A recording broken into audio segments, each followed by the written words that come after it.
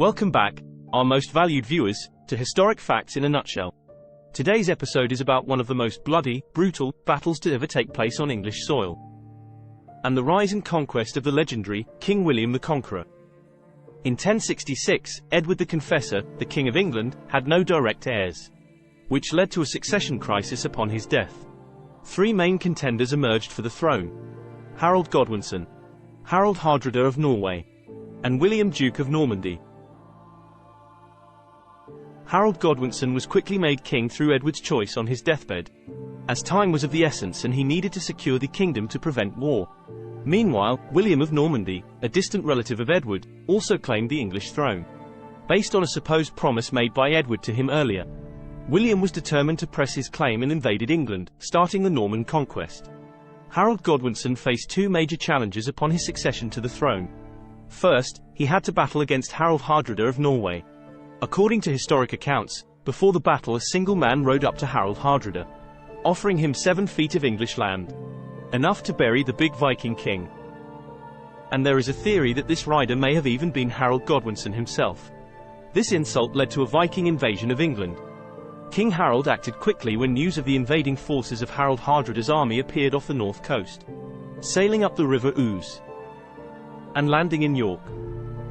With the element of surprise on his side, King Harold defeated the Norwegian army at the Battle of Stamford Bridge, killing their leader Harold Hardrada. However, Harold's victory was short-lived as he had to face the Norman army led by William at the Battle of Hastings. King Harold's army, very likely tired from the last battle, attempted a surprise attack against William of Normandy.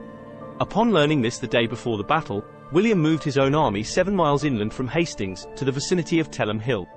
That night the armies were encamped within sight of each other.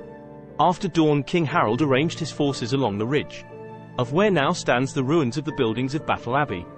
The English line would have been stretched for about half a mile, with the elite housecarls grouped around Harold, including his brothers and other nobles. The Saxons formed a shield wall, and the Norman army struggled to breach it during the initial stages of the fight for the English crown. The Normans had an uphill battle against the well-grounded and armoured English army. The Norman invaders, using archers, infantry and cavalry, were repulsed by the English, with the Saxons' battle axes cleaving at the Normans' shields and armor. At a crucial moment, the Normans believed that William had been killed, and some of them started to retreat. William, determined to rally his troops, took off his helmet, raised his sword, and inspired his soldiers with the words, "Look at me. I am alive, death is behind you, victory before you, and by God's grace, I shall conquer." This inspired the Norman soldiers' resolve, and they continued to fight. Through a series of tactics, the Normans managed to break the shield wall formation, leading to a fierce and bloody battle.